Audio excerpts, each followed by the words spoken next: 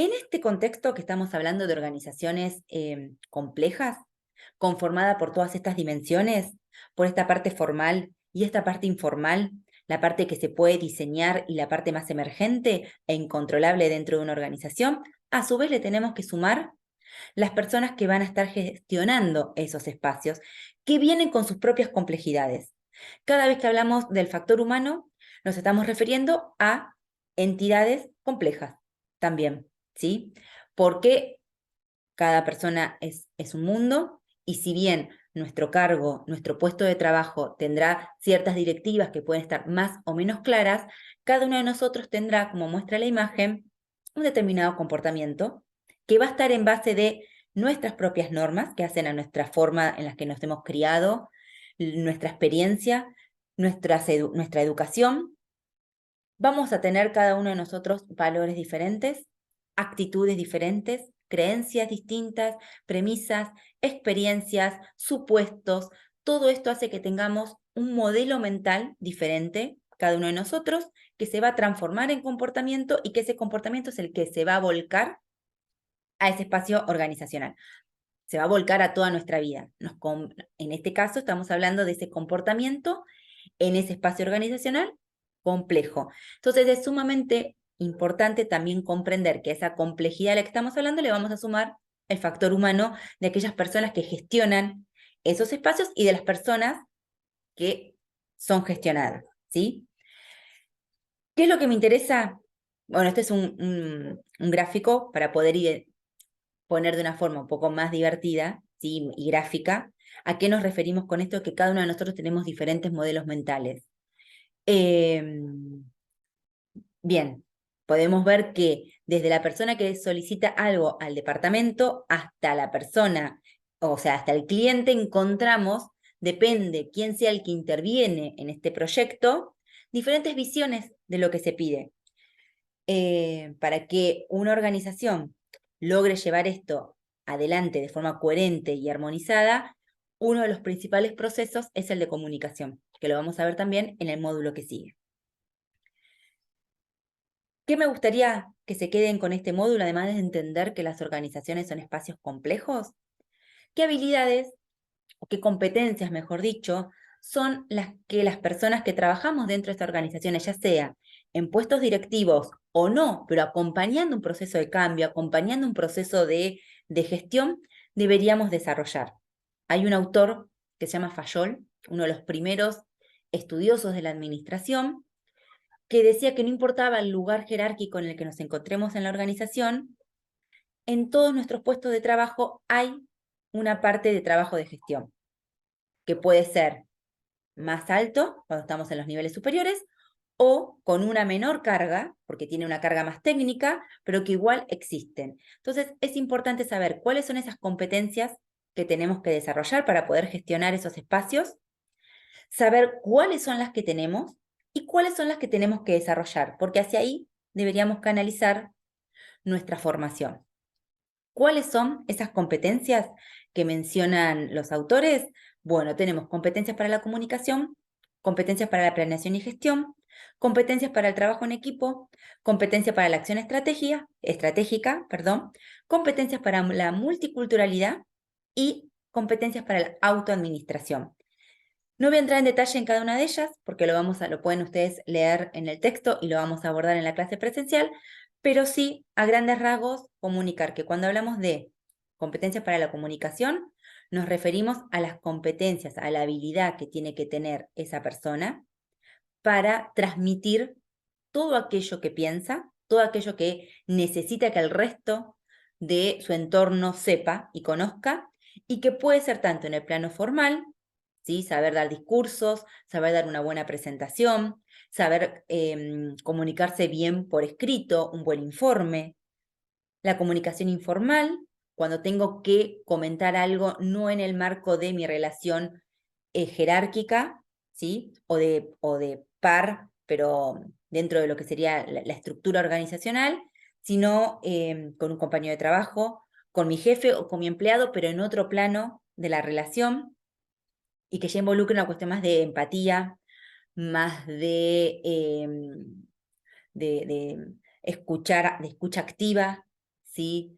De una comunicación en términos más cálidos, en el que haya un involucramiento personal activo de las dos personas, en este caso especialmente de la que está desarrollando un rol de gestión.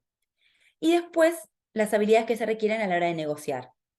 Cuando hablamos de negociar no nos referimos específicamente a negociar en un sindicato, por ejemplo, sino aquellas micro negociaciones que ocurren en el día a día, cuando tengo que negociar una extensión de plazo para lograr llevar adelante una tarea, cuando tengo que negociar una cuestión salarial con un trabajador, negociar más recursos para mi área, ¿sí? Negociar con otro compañero de trabajo que tenemos objetivos que están en otra área y nuestros objetivos a corto plazo chocan en cuanto a que ambos necesitan recursos, ambos necesitan tiempo, ambos necesitan determinadas cosas y hay que negociar y ponerse de acuerdo en, bueno, cuál hacer primero, cuál hacer después, etcétera. Las competencias que tienen que ver con la planeación y la gestión, estas son bien específicas de la administración, de la gestión, porque hacen referencia a poder gestionar proyectos, a administrar el tiempo, ¿sí? Saber gestionar el tiempo laboral nuestro para poder cumplir con todos los plazos y todas las actividades que tenemos y las tareas que tenemos encomendadas.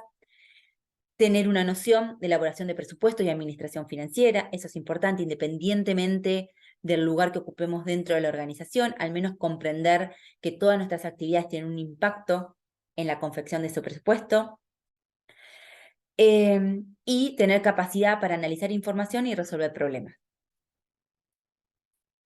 Otra actividad que es esencial, especialmente en los tiempos que corren, es aprender a trabajar en equipo, que no es lo mismo que trabajar en grupo, ¿sí?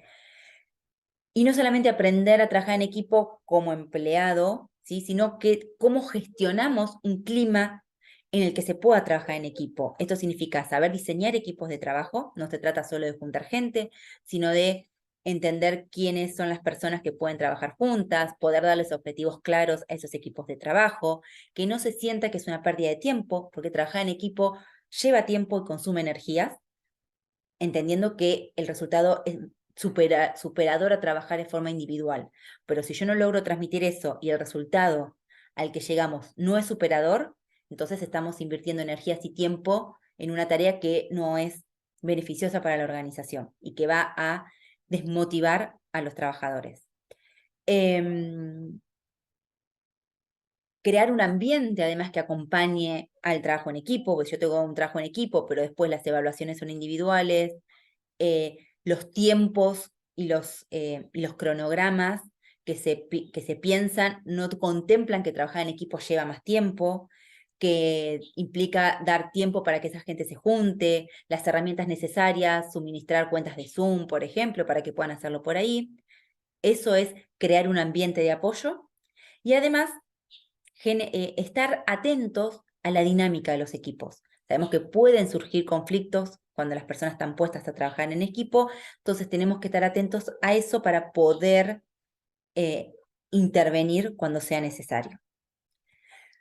La competencia para la acción estratégica también es propia de la administración, de la gestión, porque tiene que ver con el manejo y el conocimiento de mi organización, que sería conocimiento de la organización, cuáles son sus fortalezas y debilidades, qué cosas hacemos mejor que otras, cuáles son las que tenemos que mejorar, el conocimiento de la industria en la que estamos.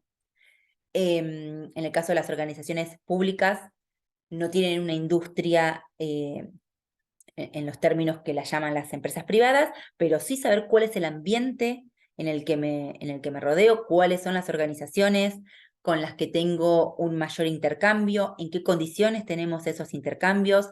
Acá se utiliza mucho para lo que es la administración pública una herramienta que se llama el mapa de actores, ¿sí? Para lo que es las empresas privadas hablamos de un análisis de Porter, que es un análisis en el que vemos los competidores, los clientes, los productos sustitutos y demás, pero en las empresas públicas se habla más de, en la administración pública, los mapas de actores, ¿sí? Cuando hablamos de conocer la industria, es decir, cuáles son todos los actores con los que mi organización está involucrada y de qué forma está involucrada, ¿sí? Cuáles son las relaciones que tengo con cada uno de esos actores, con cuáles hay oportunidades para mejorar, para aprovechar alguna situación y proponer un cambio, y cuáles son en realidad amenazas que me limitan a mí como organización en qué cosas puedo o no desarrollar.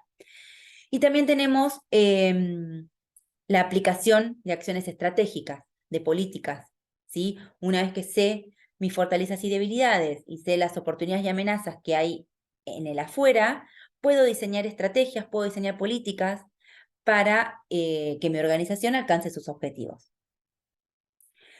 Después tenemos las competencias para la multiculturalidad o la competencia multicultural, en la cual propone que para poder gestionar una organización, aunque no sea una organización internacional, nosotros tenemos que tener cierta sensibilidad cultural. Tenemos que conocer que nuestra organización está en un contexto global, que lo que pasa a su alrededor impacta.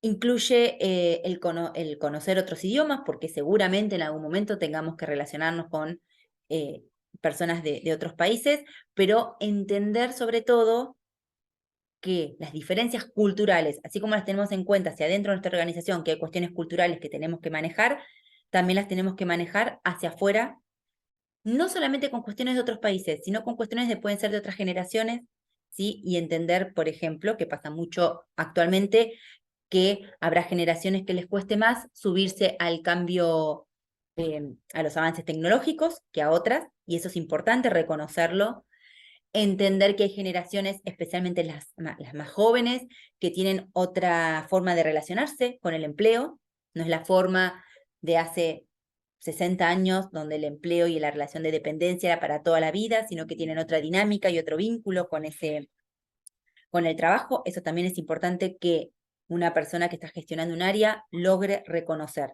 que las cuestiones culturales, ya sean regionales, nacionales, internacionales, etarias, de género, de lo que fuese, impactan en la organización y tienen que ser comprendidas. Y después, perdón que muevo la cámara, la última competencia que tenemos es la competencia para la autoadministración, ¿sí? Que implica cómo gestionamos nuestra propia, nuestra propia vida y sobre todo en relación al trabajo, no la vida privada, sino el vínculo personal en relación al trabajo. Entonces, esta competencia para la autoadministración hace referencia a tener una conducta de integridad y de ética, ¿sí? Es decir, trabajar esos puntos y lograr transmitirlos hacia adentro de la organización. Lograr tener una impronta de ímpetu e entrega personal, ¿sí? Es decir, trabajar con compromiso, respetando también a los compañeros, entendiendo que mi trabajo afecta al trabajo de otros y ahí tengo que generar un vínculo empático, sin que esto implique, cuando hablamos de entrega personal e ímpetu, que se produzca un desequilibrio entre la vida personal y la vida laboral.